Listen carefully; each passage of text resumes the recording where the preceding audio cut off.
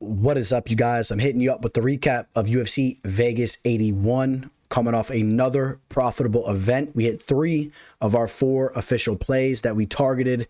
So obviously I felt very good about this card. It was an enjoyable one. Some crazy action. The way that Edson Barboza came back in that main event. I really enjoyed this card. Things played out smoothly overall. And, we'll kick things right off with the first fight. Emily Ducote goes out there, gets that decision that we thought that she would over Ashley Yoder.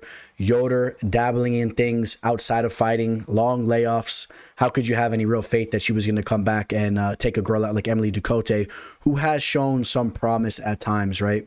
Ducote landing the bigger shots throughout that fight. Chris Gutierrez goes out there, gets a unanimous decision against Haley Alatang. That was a big victory for Gutierrez there. And then I'm going to slide right up to some official play action where we had Melissa Dixon to get the job done over the Russian Arini Alexeva. I remember some of you guys in the comment section saying that I had it twisted when I was saying Melissa Dixon has shown to be a pretty decent prospect and to have shown some growth with her striking in her last fight before she even made her UFC debut. I think you guys are wrong there. Run the tape back on that last fight that she had against another talented Russian fighter where she went out there and defeated, Daira Zelianakova. I thought that she looked pretty good as long as that fight lasted, showed the toughness that she showed again in her UFC debut against Arini Alexeva. I think Dixon is a tough chick. And I was pretty pleased with what I saw from her overall. Pretty cool chick. Also shot me a message as I had a little post for her on my Instagram story on Instagram at MMA Fortune Teller _. She shot me a DM and she appreciated the love that I showed to her there. I threw 1.5 units on her, grabbed that at -145, and that was a play that I had to have some small action on at the very least. I like this girl Dixon, and I think she'll be a contender, or at least a proven UFC fighter in the division for some time to come. She's a tough chick and a good addition to the bantamweight division. Not a lot of professional experience still, so she has a lot of room to grow with her skill set. Okay, after that, we had some more official action intertwined with Terence McKee. I had him in a 2-team parlay. He went out there and steamrolled Brendan Marotte. I didn't even have to stress there. I had a 5-unit parlay kicking off there. And I will tell you, initially, I had Terence McKee parlayed with Charez. You guys know I had Charez targeted the first time around, and Lacerda pulled out, so unfortunately I couldn't target that fight. Luckily for me, the other leg that I threw in after that fell through was Tinara Lisboa, who went out there and got the unanimous decision over Ravana Oliveira, and Lisboa easily winning 2 rounds, and then had that one round where there was some turbulence in the 3rd round. She was put on her back for a little bit, but I still am high on Lisboa. Another chick that showed me some love in the DMs and Instagram, like in the post I had there and whatnot, and Lisboa, a Muay Thai world champion. She has some promise, needs to work on her grappling a little bit more so and fine-tune some things, but she's a good addition to the women's mixed martial arts scene in the UFC. So after that, Darren Elkins went out there, broke down TJ Brown. This is one of the few fights I was wrong on. And does it surprise me? Every time I count Elkins out, he goes out there and proves me wrong. I thought that TJ Brown could have used his wrestling to keep the fight standing and could have landed some big shots on the feet. He had some opportunities, but just could not keep Elkins off of him. And Elkins just kept getting into those scrambles where he prevails and put in his work there. Oh, I'm sorry, real quick too.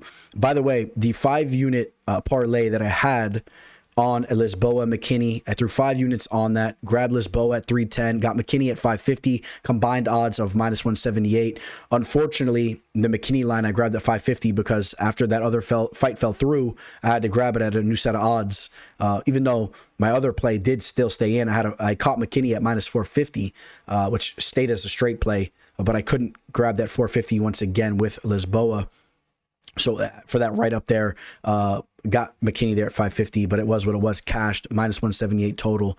All right, so we're sliding through the card here. C-Rod, now this was my lone loss on the card. I did have a 2-unit play on Cameron Simon, and this was a fight I should have definitely stayed away from. I told you guys I thought this fight was a little bit of a coin flip. I was willing to take the dog odds.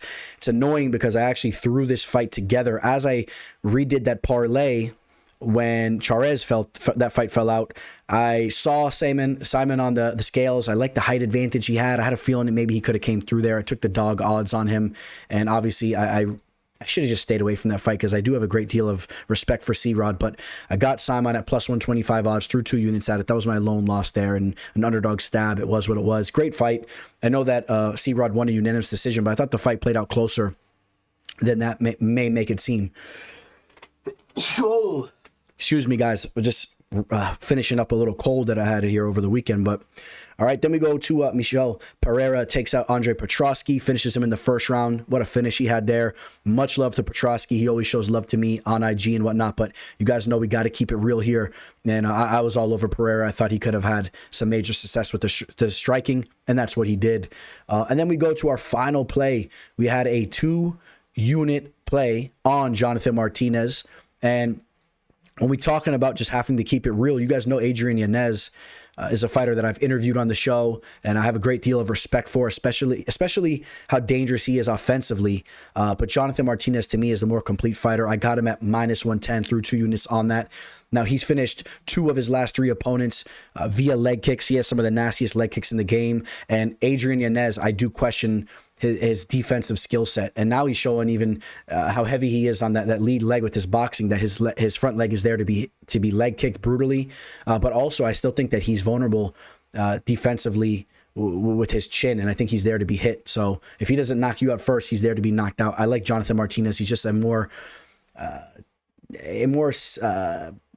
defensively, technically sound fighter. He's just a more cautious fighter, and he does everything very well, more complete, I would say. I like that spot there. Vivian Araujo takes out Jennifer Maia via unanimous decision. Don't know how that fight was a co-main event, but still. And then Edson Barboza, who I did pick to win this fight, didn't want to put any official action on him. You guys know I throw small action on every fight, just to make that clear, but it's not the same as my official plays where I have much more out there. So I have a little action on every fight. People were asking if I had money on Barboza. Some small action on Barboza, but it wasn't an official play, so I'm not going to sit here and claim I had an official play in him. That's not the case. It's very small action. I had $100 on Barboza to get the job done. Caught that at plus 145, but again, I was hesitant. I thought that Yusuf could have easily went out there and steamrolled him, which he almost did in the first round. But how about how Barboza came back and won that fight? He's an absolute dog. He's a great. He's a legend. He's an all-time great after that performance. I think that performance there was one of his best of all time. I have so much respect for him. You got to go to IG, MMA Fortune Teller _ and check out the 3 memes I made. It's under one post. Slide them up. They're funny as shit. Let me know what you guys think there. But Barboza is a G. He's on a 2-fight winning streak now in the featherweight division, and he's going to get a big fight moving forward after that performance. And with him being up there in age, the UFC doesn't have a lot of time for him to play around. Give him a big fight. That's what I want to see. I want to see Barboza get a big time fight. And how about you match? Let's do some matchmaking here real quick. Tapology has him ranked as the 13th featherweight fighter in the world right now, which that could be going up. There's a lot of open matchmaking. A lot of these fighters towards the top of the division don't have opponents. You know what, man? I would love to see him versus Brian Ortega. I know Brian Ortega has been out of the fight game for a long time. He needs to step back in. He hasn't been fighting at all. He's been averaging 1 fight per year. Somehow gets so much respect in the ranking system still these days. I would love to see him knock Ortega out. Or, maybe you want to give him a Josh Emmett match. Emmett coming off a couple losses. I don't know if they would do that. A lot of rumors that Max Holloway may be fighting Ilya Topuria, which would be a great fight. Volkanovski's fighting Makhachev, of course. Not that Barboza would have that match, I'm just saying. Arnold Allen fighting Mozart Avoyov. I think that you have the Calvin Kattar fight there for Edson Barboza, actually. That's a great fight. Give me Calvin Kattar or Brian Ortega. Fighters that have big names. Then maybe the Kattar fight actually makes even more sense. Calvin Kattar versus Edson Barboza. What do you guys think about that? So that's the recap. We profited roughly 4 units on the event, and I am taking those units, and I'm ready to mix them up on UFC 294. Make sure you guys reach out to me if you're looking to work with me. I'm going to have some big action on UFC 294. All right, guys? And on that note, we'll sign out. Signing out. Teller. Welcome to the show. This is the MMA Fortune Teller. Yeah.